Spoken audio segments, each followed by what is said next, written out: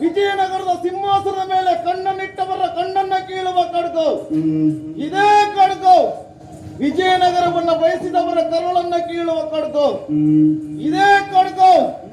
ವಿಜಯನಗರ ಸಿಂಹಾಸನಕ್ಕೆ ಕಾಲಿಟ್ಟವರ ಕಾಲನ್ನ ಕತ್ತರಿಸುವ ಕಡ್ಗು. ಈ ಮಾತನ್ನ ಆಡುತ್ತಿರುವ ಕನ್ನಡದ ಕೆತ್ತದೆಯ ವೀರ ಯಚ್ಚಮ್ಮ ನಾಯಕನ ಪ್ರತಿಜ್ಞೆ ಇದು. ಈ ಮಾತನ್ನ ಆಡುವುದಕ್ಕೆ ಕಾರಣ